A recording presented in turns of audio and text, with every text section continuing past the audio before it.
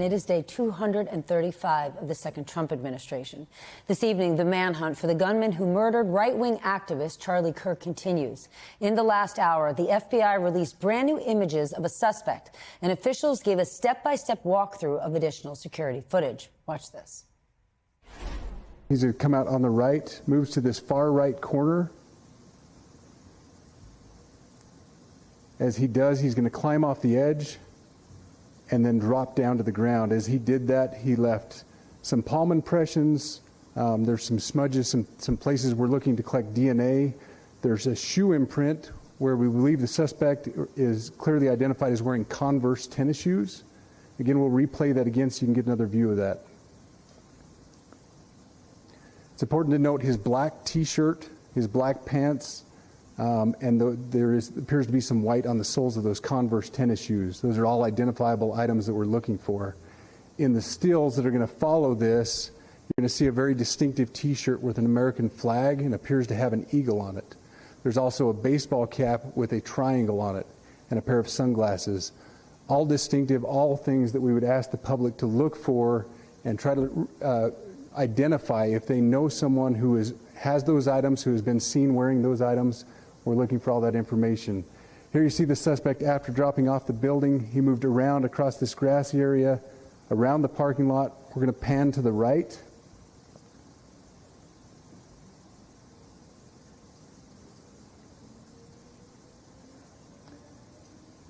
After he crosses the street, this is where he moves over into the wooded area.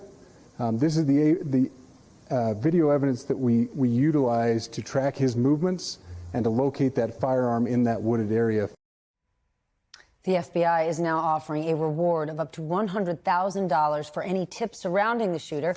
Utah Governor Spencer Cox said that the Bureau has already received the most digital media tips since the Boston bombing. We cannot do our job without the public's help right now.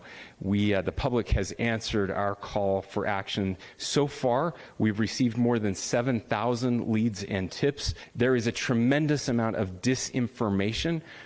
We are tracking our team, the state team, and I'm sure the federal team as well. What we're seeing is our adversaries want violence. We desperately need some healing. We'll have more to say about that in the days and weeks to come. More than anything, we are going to catch this person. I want to bring in NBC News correspondent Steve Patterson. He joins us now on the phone. Steve, you have been in Utah. We all just saw that news conference. What more can you tell us about where we are in the investigation and what's happening in the surrounding area in Utah? Is the community out and about? Are they on lockdown? What's actually happening there?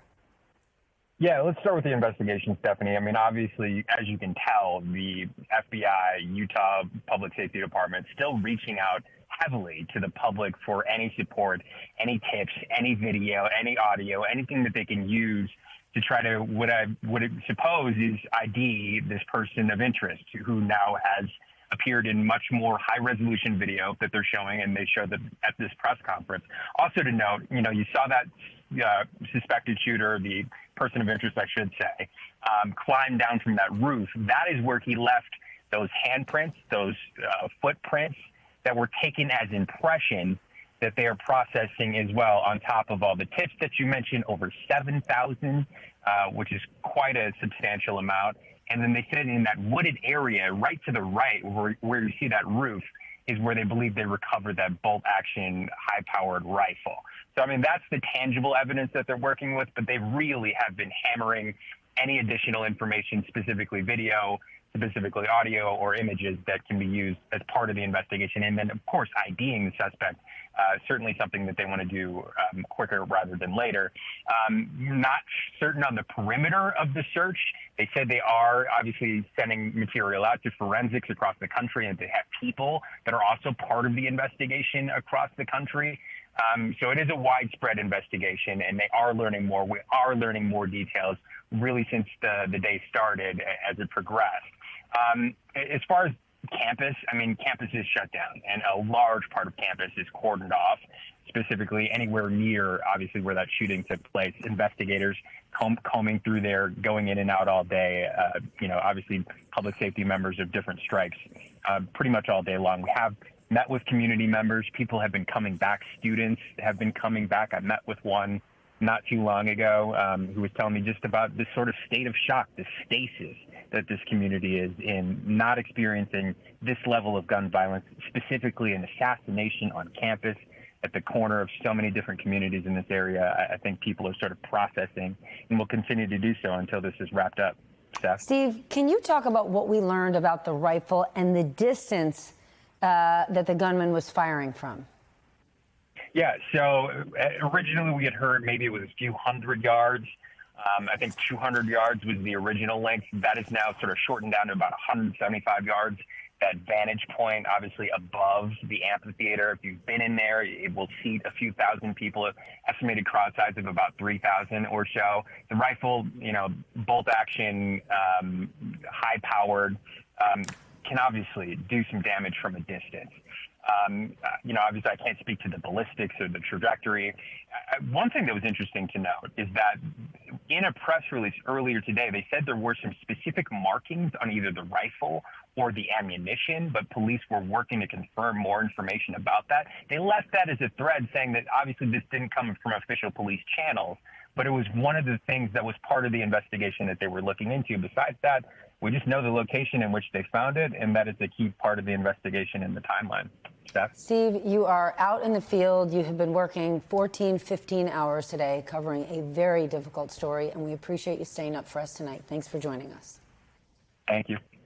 I want to bring in our leadoff panel now. Peter Baker is here, Chief White House Correspondent for The New York Times. Carol Leonnig, our new MSNBC Senior Investigative Correspondent, and Rob D'Amico, MSNBC National Security and Intelligence Analyst. Rob, let's start with you. The manhunt is obviously still ongoing. What is your take on this investigation? What stands out now? They don't know. They are really asking for the public's help in this.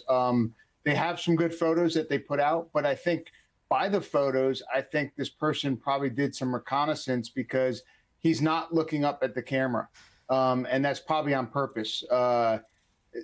Normally, like, people just have a habit of doing that, and they look up, and all these pictures right where the camera is, he's looking down, hat on, sunglasses, and that tells me he probably had walked this route, knew where the cameras were. But that also gives clues, depending on how long footage is kept of these videos.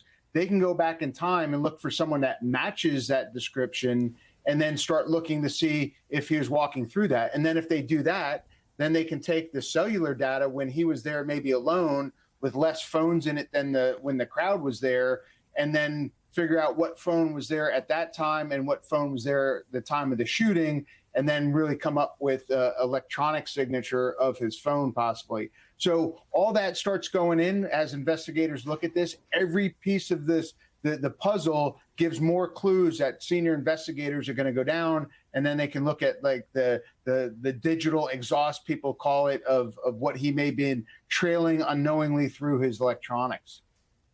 The whole world is watching this investigation, including the president. So the pressure is on for FBI Director Kash Patel. Carol, walk us through sort of the coordination among federal and local law enforcement, and how Kash Patel himself, how he's personally involved leading this. Well, the FBI director from moment one was very vocal about, we are on this. We're going to catch this guy. Local authorities are working on this very hard. So Kash Patel is trying to telegraph to, once again, an audience of one and the larger Trump MAGA sphere that they care deeply about this at the FBI, and they're going to get down to it along with local police. But there was a problem, Steph, as you and the panel know, which was that Kash Patel announced rather prematurely that local authorities had a suspect in custody, as if this was solved. In fact, the local authorities had detained two people who they ultimately released and concluded had no relationship to the shooting.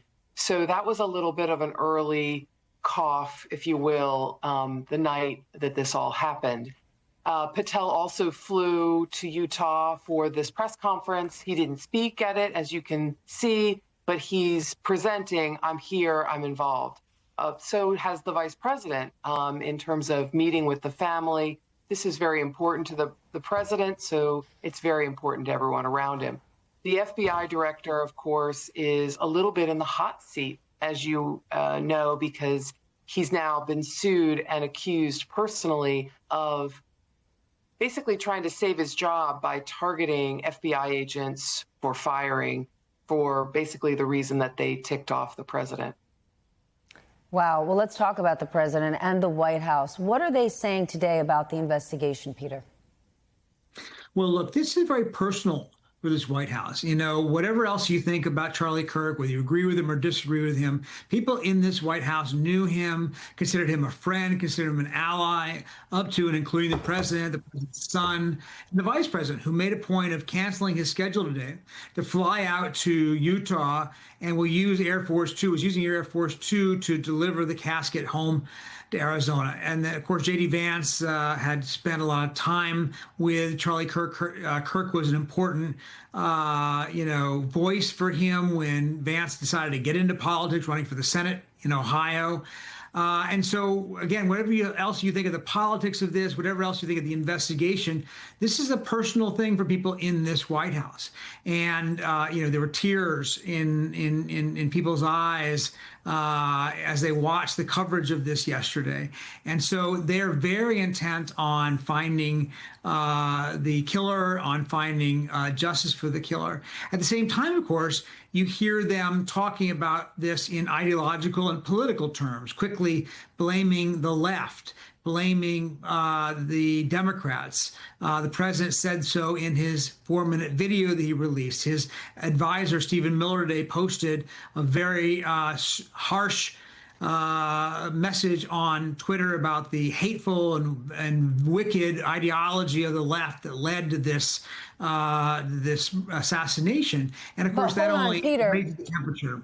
Just to interrupt for a moment, they're saying this, though, to be totally clear, we have no idea at this point. They have no idea who the suspect is and what their ideology is. They don't know.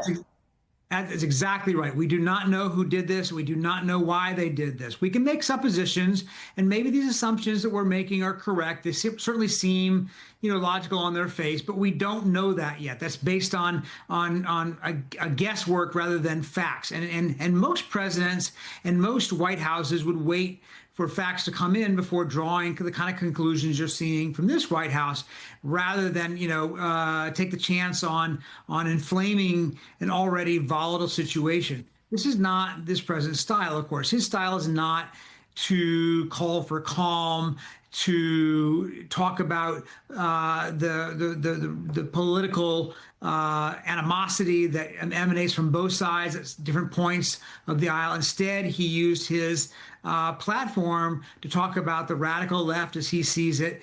And I think that's a very telling moment and a very different kind of reaction to what we normally see out of presidents of both parties.